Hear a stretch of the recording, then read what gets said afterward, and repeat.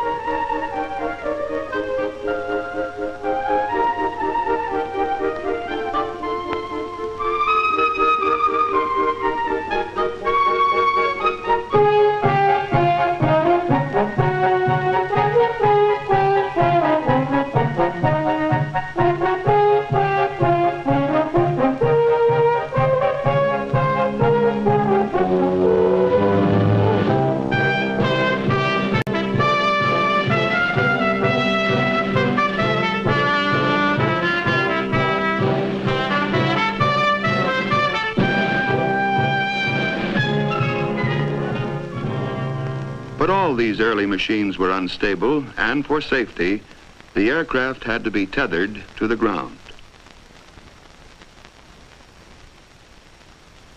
The stability of a rotary wing aircraft is particularly difficult. First, the rotation of the blades tends to make the body of the machine turn in the opposite direction. This can be counteracted either by a small vertical tail rotor driven by the same engine as the main rotor, or by two sets of main rotors revolving in opposite directions. Secondly, when the machine moves forward, one blade of the rotor is moving with the airflow, while another is moving against it.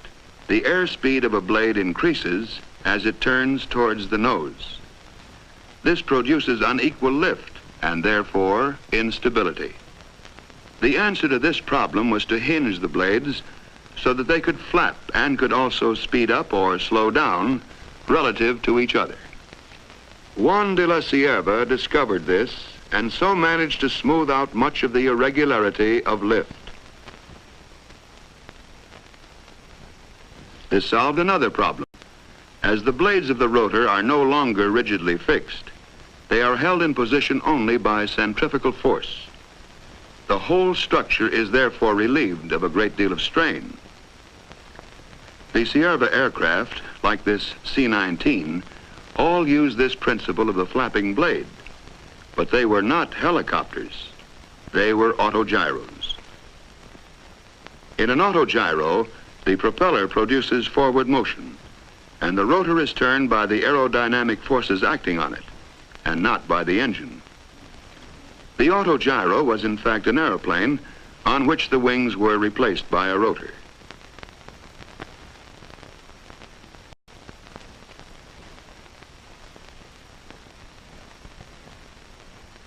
The ordinary autogyro could not take off vertically, although its takeoff run was very short. In later years, vertical takeoff was achieved in the autogyro by coupling the engine to the rotor. This principle could be used only for the takeoff. Meanwhile, work on helicopters went on. In 1930, Florine showed his machine with the new flapping blade to the public at the Brussels exhibition. In the same year, Descanio established the first world helicopter record with a flight of 8 3/4 minutes, covering 1,000 yards at a height of 59 feet. He reached a speed of about 15 miles per hour. 6 years later, in 1936, the pioneer Breguet came to the front with a much improved design in which the problems of control were tackled with considerable success. Records were established with this machine. Duration, 63 minutes. Altitude, 515 feet. Distance, 27½ miles at a speed of 62 miles per hour. Breguet used what is today known as cyclic pitch control. This means that the angle at which a rotor blade meets the air is altered as the blade rotates with the hub. By photographing the blades in slow motion, they can be seen to rise and fall with the influence of the airflow and centrifugal forces.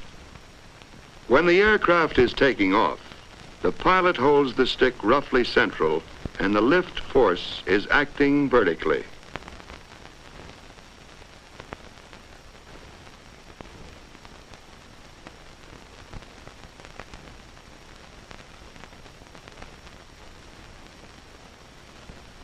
The pilot moves the stick forward. The advancing blade, furthest from the camera, decreases in pitch and flaps downwards. The retreat blade, nearest the camera, increases in pitch and flaps upwards. In effect, the rotor is tilted forward. It thus becomes the means of accelerating the aircraft forward as well as the means of supporting it in the air. The pilot decides to turn to the right. Stick right. The blade on the left flaps up. The blade on the right flaps down.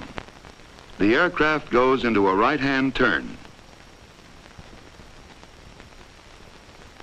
In 1937, the first really successful helicopter, the Fokker 8 Gullis, was announced.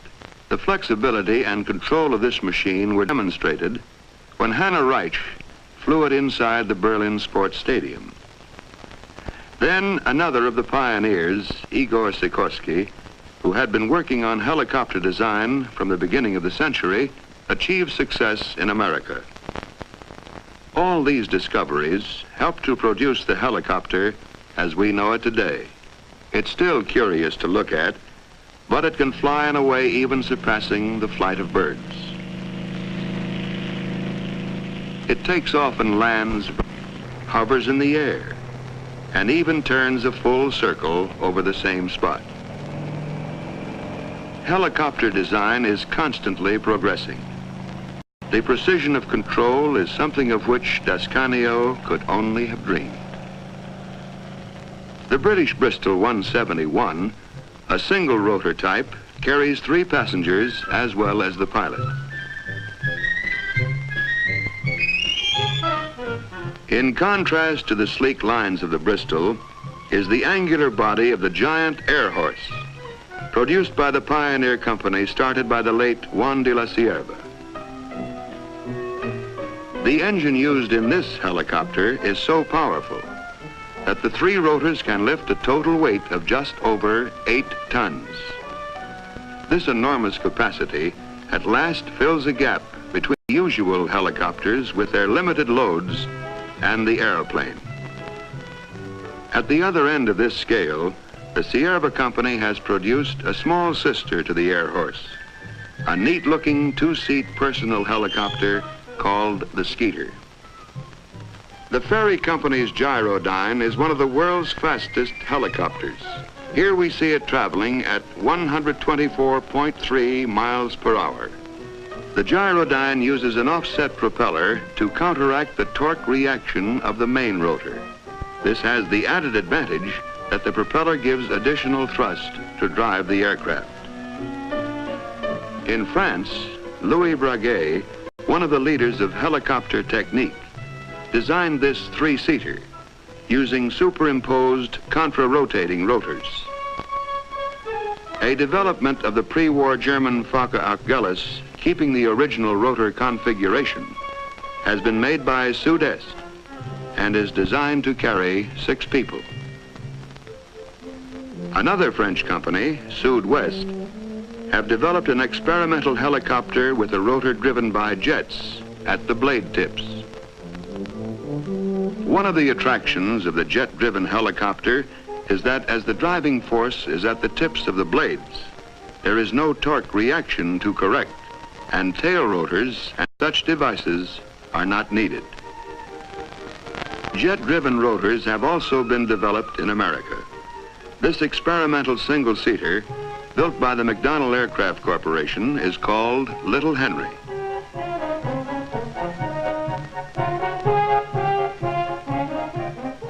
The no-hands flying of this Hiller Hornet demonstrates well the great stability of helicopters employing jet-driven rotors.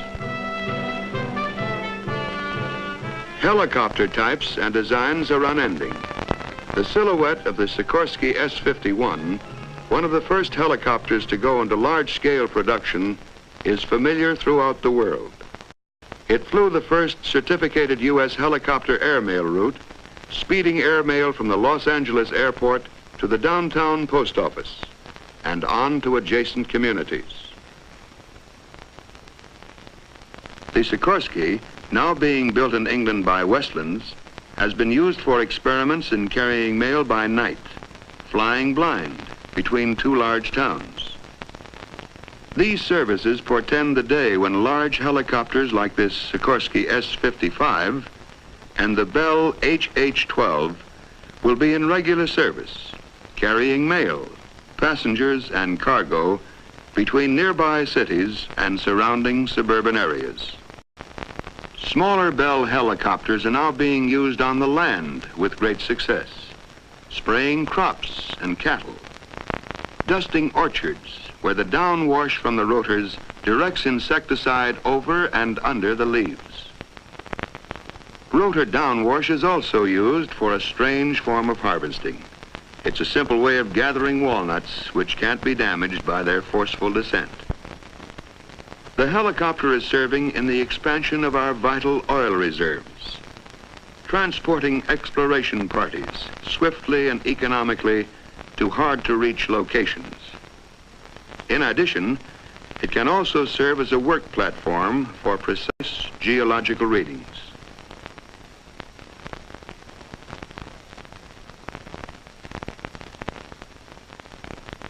A military helicopter, the Piasecki, or Flying Banana, is like something out of a story by Jules Verne or H.G. Wells.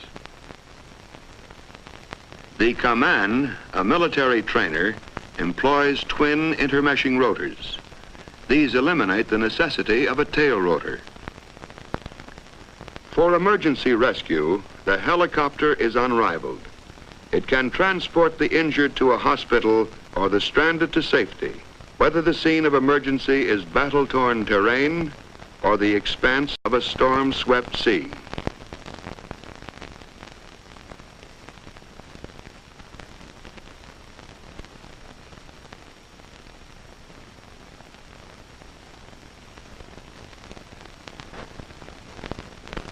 Admiral took 1946 Antarctic expedition for surveys more detailed than could be undertaken by a conventional aircraft. A good example of a small helicopter with an all-round view is the Hiller 360 with its Perspex bubble front. It is excellent for police control of traffic, aerial inspections, and similar work. The helicopter has provided new vantage points for the tourist. There is no better way of seeing the Grand Canyon. For herding cattle or elk, there is the comfort of a helicopter with its large field of vision and its ability to fly slowly. The helicopter has been used to do work that seemed impossible. Here, it speeds construction materials high up into the Welsh mountains to repair a dam.